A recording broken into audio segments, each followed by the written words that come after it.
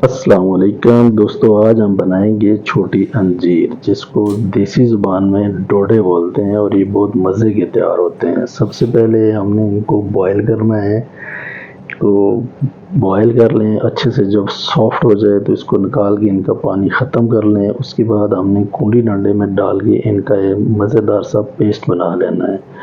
और उसके बाद ऑयल में हम अदरक, लहसुन और हरी मिर्च का पेस्ट डाल के उसकी बुनाई करनी है तेज़ आंच पे, और उसको बहुत ज़्यादा ब्राउन नहीं करना है।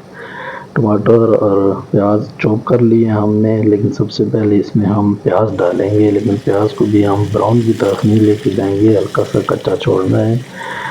जब वो प्याज भी थोड़ा सा पक जाए तो उसमें हम टमाटर डाल देंगे, और टमाटरों को डाल के उसको अच्छी तरीके से हमने उसकी पकाई करनी है। और उसके बाद हमने खुश्क जो मसाले हैं, मेथी, हल्दी, दड़ा मिर्च, सुरख मिर्च, कश्मीरी मिर्च और नमक डाल लेना है। वो डाल के हमने उसकी फिर बुनाई करनी है। हल्का सा साथ में पानी डाल लें कि ये जो मिर्च मसाले हैं इनको जला दे ऑयल। जब अच्छे से ये मसाला तैयार हो जाए तो ये अपना ऑयल छोड़ देगा, अच्छे से इसकी बुनाई हो चुकी होगी। तो उसके बाद हमने इसमें शामिल कर देना है जो अंजीर का पेस्ट है वो उसकी जो है अब ठीक से बुनाई करनी है। जितनी ज़्यादा आप भूनेंगे ऑयल में इसको तो उतना ज़्यादा इसका टेस्ट निकल के आएगा। तो ये ऑयल वगैरह जज़ब कर लेते होते हैं, तो इसमें थोड़ा सा ऑयल जो है वो ज़्यादा जाएगा।